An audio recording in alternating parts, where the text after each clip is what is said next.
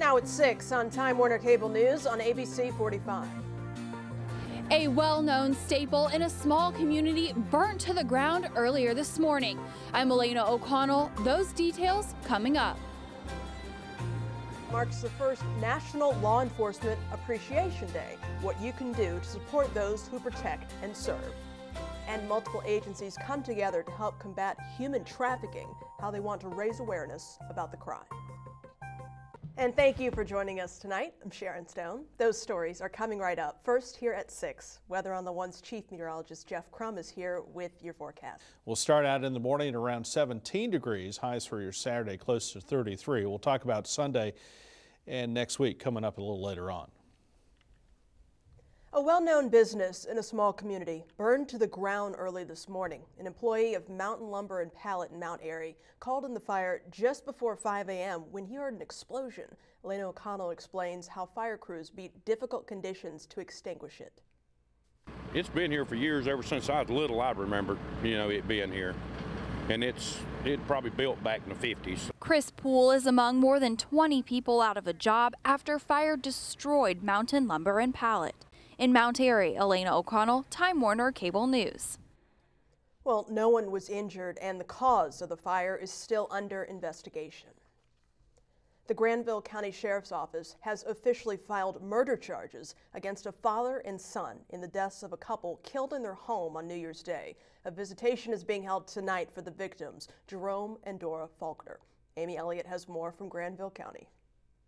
Father and son Edward and Eric Campbell are facing a laundry list of charges, including first-degree murder in connection with the deaths of Dora and Jerome Faulkner. Now, both Campbell men remain in custody in West Virginia.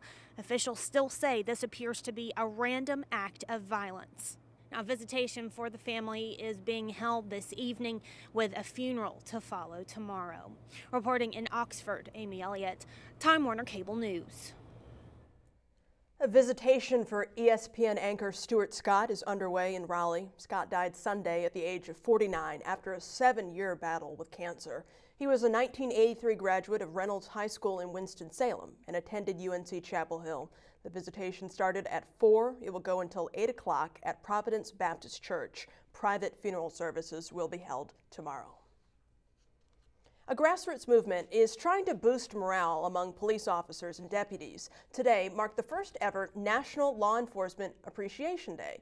Meg Smith says participating is as easy as saying thank you to men and women in uniform. You never know what kind of cause you're going to go on. For GPD's Evan Simmons, being a police officer is a passion. We don't know what type of day you've been having, and so you don't know what type of day that officer's been having. And your saying thank you could mean a lot to that officer.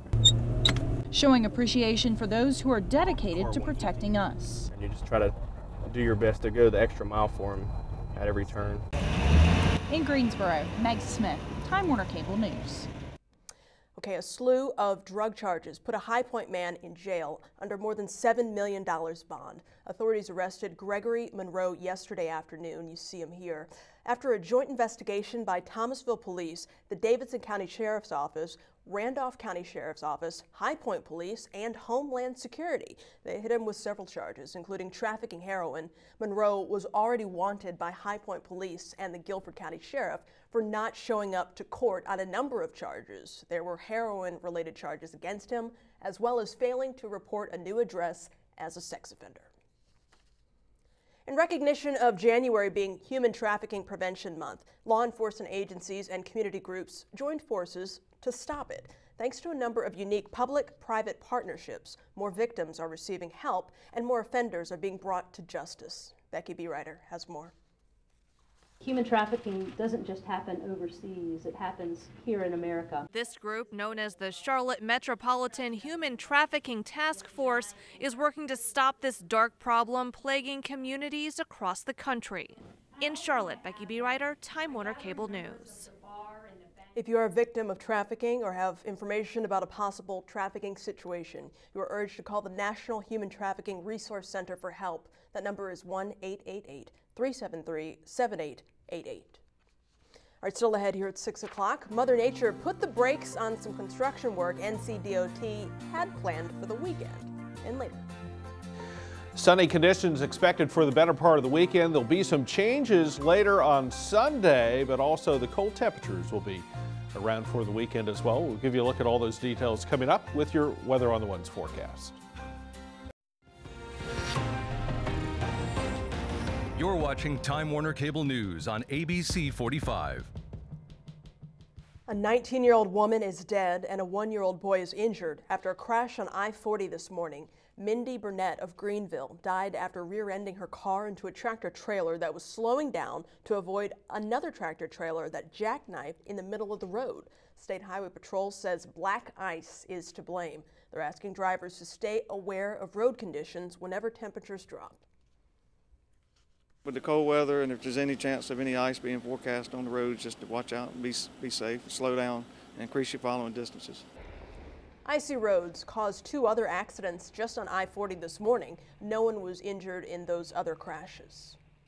Weather has once again paused construction work for NCDOT this weekend. The stretch of Business 40 at Macy Grove Road in Kernersville will not be closed as planned because crews can't work in these temperatures. Elise Michelanis explains it's not because workers mind the weather.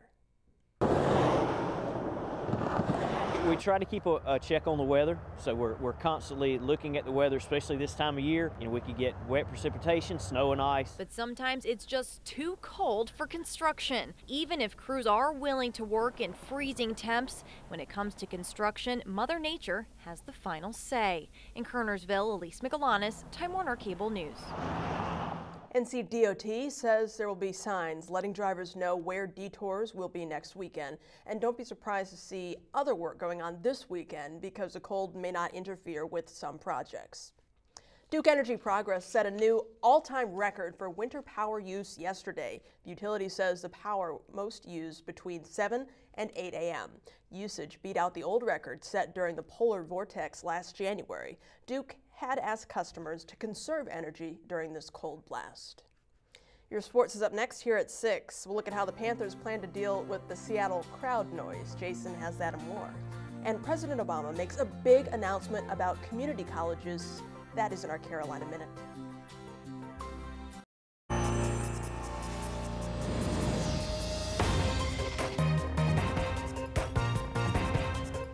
On the eve of their playoff matchup with Seattle, Panthers officially list receiver Philly Brown, linebacker A.J. Klein, safety Thomas DeCoux, and quarterback Melvin White as listed as questionable for the game. All week, Carolina has practiced with crowd noise pumped into Bank of America Stadium in order to help the team get used to the decimals they'll face in Seattle. We'll have more from the Panthers on your next update at 11. Until then, enjoy the rest of your Friday. Charlotte Mayor Dan Clodfelter made a friendly wager with Seattle Mayor Ed Murray. They were both betting local products such as Carolina barbecue and iconic music that their team will win tomorrow's game. The mayor says all the playoff attention is great for the Queen City. We'll be seen all over the country. People will talk about us all over the country. People will think about Charlotte as a place to be. They'll want to know more about our city. They'll want to know what we're like. And they may even come visit and may even decide to come live here. The mayors also agreed that the loser will take a picture in the winning team's jersey. Speaking of jerseys, Cam Newton's jersey ranked #1 in sales in the last week, according to Dick's Sporting Goods. He was ranked 10th before the playoffs. Luke Kuechly has the 4th best-selling jersey in the country. He's actually the only defensive player in the top 15. It's still to come here at 6. Stocks ended the week in the red. We'll have that update with our crew from the floor of the New York Stock Exchange. And after the break, Chief Meteorologist Jeff Crum has your full weather on the ones.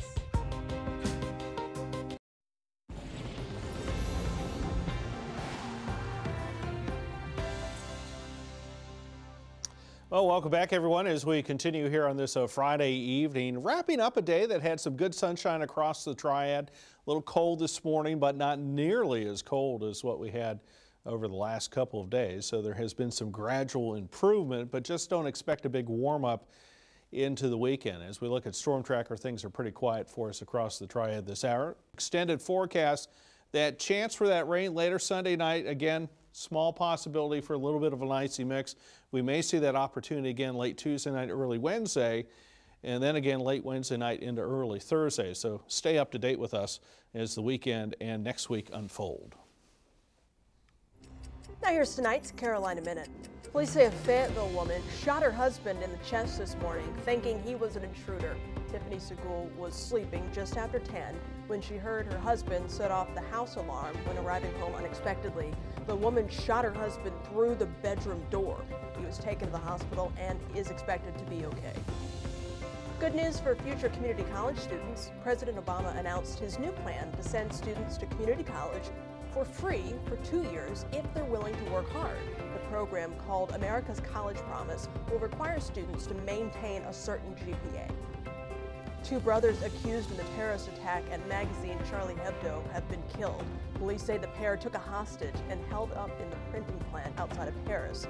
The hostage was freed. Also in Paris, another man accused in the deadly shooting of a police officer yesterday took hostages this morning at a kosher supermarket. 5 people, including the suspect, died. 4 others were critically injured. These stories and more are available anytime on Time Warner Cable News.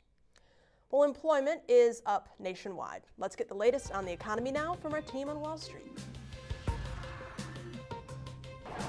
I'm Diane King Hall from the floor of the New York Stock Exchange. Well, in a topsy-turvy week, Wall Street ended lower today as investors shrugged off an upbeat jobs report. By the close, Dow Industrials tumbled 170 points. The Nasdaq sank 32. The S&P 500 lost 17. It wasn't all sunny skies in the December report. Wages surprisingly declined. From the floor of the New York Stock Exchange, I'm Diane King Hall. The Olympics could be headed to Beantown. The U.S. Olympic Committee selected Boston as the American city to bid for the 2024 Games. The committee says the decision to select Boston was unanimous. Boston beat out Los Angeles, San Francisco, and Washington, D.C. It's been nearly 2 decades since the U.S. hosted the Summer Olympic and Paralympic Games, which were in Atlanta in 1996.